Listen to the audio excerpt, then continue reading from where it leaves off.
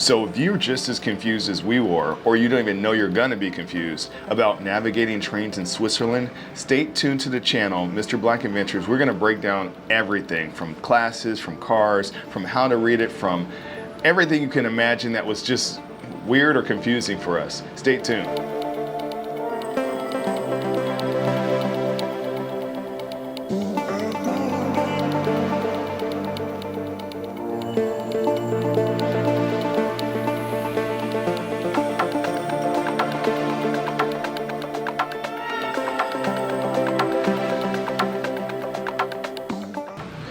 So one of the big first questions is first class versus second class. Is it worth it? Well, it depends. It can be a significant difference in cost depending on how you choose to travel. Ultimately, yes, I do think it is worth it. It's quiet. Sometimes you'll be in there by yourself. There's no rush to get seats really. It's nicer. I mean, the seats are generally nicer. It depending on what type of train you're taking. First class is the way to go. But not to say second class is bad, because all the Switzerland trains are amazing. So it's definitely something to think about. If you're doing a full tour around Switzerland, you definitely will have the opportunity to at least try it once or twice. But ultimately, I would say if we do it again, we would stay first class. Another big thing is, how do you know where, okay, so the train comes to the station. You show up, okay, which class is the right class? Because some people don't even know they'll be in first class and they're on the wrong section. But if there's a screen at the top at the station that you look at, and it actually breaks down each car, and it'll represent, there'll be another number underneath it that'll say 1 or 2. This is how you differentiate when the train comes, or if it's already there, which class is the right class that you're trying to do. It is written on the outside of the train. Sometimes it's hard to see, but it's there. But if you just want to know ahead of time, look at the screen at the top. Every station has it, and it tells you exactly where your class is going to be when you're trying to get on the car, and it allows you to know where you need to stand to enter the train. So Switzerland trains are notorious for being on time. You can actually use the app SBB Mobile, which will allow you to see your train in advance, and it actually allows you to buy the tickets on here. Something everyone should have if you're traveling in Switzerland. Go into the terminals and trying to purchase tickets on the little stalls outside. It's really not the way to go. Let's get with the 21st century and let's just use the app. But it's definitely worth it. You can get the same discounts. You know when your train's coming. You get notifications. It's actually pretty awesome. It's well done. Good job, Swiss. It's very important that you get some type of discount. Now, if you're just one of those guys who's just balling and he just wants to go and pay whatever or wing it, go for it. Don't listen to me. But if you want to save some money, you get the half off saver card. I'm telling you right now, you do have to pay a considerable amount up front. But if you know you're going to be spending a lot of time in Switzerland, or even, I feel like if you even spend 5 days, it's worth it. We have saved, I probably spent about $2,000 still in train fees, and that's with the half saver card. Imagine what it would have been without. But we spent an entire 15 days in Switzerland, so that's probably why. And we did the scenic train, which you'll see in another video. But first thing is first, you definitely want to get that half off saver card. On top of that, there's versions. There's the annual version, which you get this card, and then there's the I guess it's the monthly version. And the cost is different. I actually got the annual version on accident, and then I bought the monthly version. But I get mine for a year and she gets hers for a month. So the cost is probably, I think it was like don't quote me on this, but I think it was like a $40 difference. And if you know you're gonna come back to Switzerland, just get the annual version. But every train, I'm not gonna say you get half off completely, but it's at least 40% off.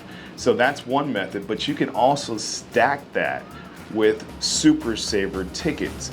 If you know you're going to be in Switzerland, and you know what day you're going where, and you know what train you're gonna be on, and you know you can make it to that train on that time, because you have to be on that train on that time, at that time, in the section you paid for it to be valid. But the Supersaver tickets are super valuable. Like literally, we planned our trip. I planned all the train rides a month in advance, and we were able to save a considerable amount of money, and that's why we were able to ride first class on just about every train. We did ride second class too, but it was just because the cost difference between first class and second class, it didn't make sense. So look into the Swiss Pass, look into the half off Saver card, whether you choose monthly or annual. No matter the decision, even though it's a lot of money up front, you're going to get your money back for sure. How early should you be for the train? Well, if you're in first class, you can just show up when the train's supposed to be there, because you're going to have plenty of room. You're not going to be running for a seat. There are some trains, I know in Zermatt, the Matterhorn Express, that train is a little bit more of a run-to type train because everybody's trying to do that one. But like the Scenic Ride or the Glacier Express, stuff like that, those are reserved seats. So you don't have to worry about running to a seat or trying to get the best seat or trying to get the seat that has the view. Matterhorn Express, you do. But something to think about when you're trying to gauge how early should be for a train, depending on your class and depending on if or not you have reservations, that will kind of determine what the rush will be to get on that train for that day. Another thing to note, and I mean, I'm not from Europe. I don't know anything about that stuff. I really never ever rode a train. So I realized later on that there are, I mean, I assumed there would be bathrooms on the train. In first class, the bathrooms are nicer for sure. In second class, the bathrooms are adequate. But look for the sign that says WC. That's like if you're sitting on the train, you don't know which direction the bathroom is in. Look up, look down the row, and just look for the words WC because the bathroom is that direction. So something to note, small tip that we learned along the way. Luggage storage. We took the train from, so we flew in, and our first destination was Interlaken, so we had to transport our luggage. And first question is, well, is there enough space to store big luggage on that train? Absolutely, there is, totally is. We are not the only one, you're not the only one that is trying to travel throughout Switzerland with a big suitcase. So don't worry about that, whether it's on top or it's around the corner or on the side. There's plenty of space to put large size luggage, and you'll see people doing it the whole time while you're on your vacation. Power on the train. Well, sometimes you run out of battery. I mean, especially on long trips where you're gonna be sitting on the train for 2 hours, you wanna know, do I have power? Does first class have power? Does second class have power? Both classes have power, okay? Make sure you get the right adapter because this is what the plug looks like. So if you're not acclimated to the Swiss power system and their adapters, you're gonna be in trouble. My advice would be to buy something before you come, get a universal adapter, and make sure it has a plug style that supports Switzerland. This is what it looks like, and you can't really go wrong because it's kind of a unique plug. But there is power. Most of the time you'll see it in the center. If you're sitting at a double-decker seat, you'll see it in the center under the table. Sometimes you'll see it in the top above the seat. It just depends. But I'd say for the most part, every seat we were in on I'd say 90% of the trains had it. So if power is a concern, you don't have to worry about a power bank. There is power on the train. Just make sure you bring the right plug. Should you just rent a car instead? I mean, it is kind of hefty when you're spending somewhere around $2,000. And I mean, it just adds up. You know, it's like you got the half off Saver card. You got the train rides. You want to do, you know, top of Europe. You want to do the Matterhorn Express. You want to do a scenic train ride. It just adds up after a while. Is it worth doing a car? If you have a big family, it might be. But you're not going to be able to do all those different types of scenic train rides in a car.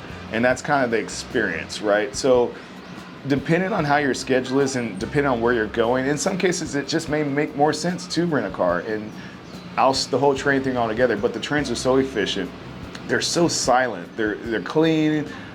It's just a really comfortable experience. It really makes the time, you'll be sitting in the train for 2 hours, like, oh shoot, we're here, you know, and that's just how comfortable the trains are. So something to think about depending on your family size, but I wouldn't completely oust it, but just know at some point, if you're really doing touring Switzerland right, you will need to be on a train at some point. So something to think about. So what if you accidentally get on the wrong class? Let's say you have a second class ticket and you get on a first class train and you sit down and you don't even know.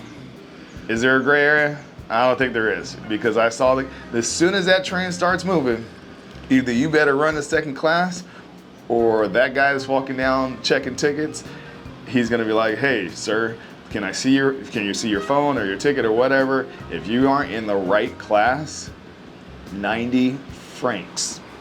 Yes, that is exactly what it's gonna cost you. In addition to having to buy the class ticket for the section you're in at the current price, not a super ticket price or Supersaver price, or not even a half off. Yeah, you probably get the half off discount, but that's about it. So don't get screwed, okay? We did see some people, for the most part, nobody was breaking the rules or anything like that, but I did ask the guy, that's what he said, so.